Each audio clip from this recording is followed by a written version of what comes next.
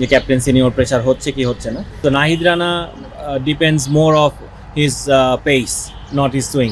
নাহিদ রানা কিন্তু মানে এখন এট দ্য মোমেন্ট খুবই ফিট। তাসকিন আর মুস্তাফিজের এক্সপিরিয়েন্সের কথা যদি চিন্তা করেন তাহলে আমরা অবশ্যই এগিয়ে। নাহিদ রানা কিন্তু মানে এখন এট দ্য মোমেন্ট খুবই ফিট। সে ন্যাশনাল টিমে আমি বলবো যে সবার থেকে মনে হয় নাহিদ রানাই সব থেকে বেশি ফিট আছে। একটা পেস বলার যখন 7 ওভারে একটা স্পেল করে, এটা অবশ্যই খুবই প্রশংসনীয়। আর অনেকে হয়তো বা কথা বলছে নাহিদ রানা 10 ওভার কেন করলো না।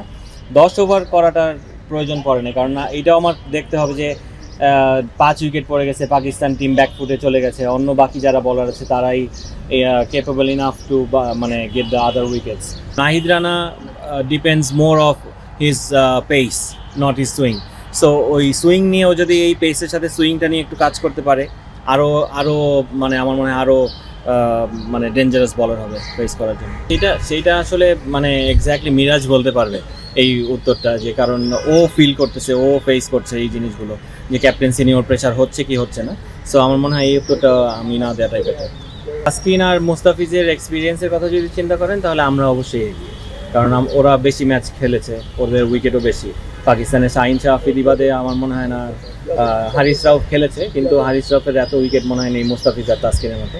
সো ওই দিক থেকে আমরা এক্সপিরিয়েন্স, কিন্তু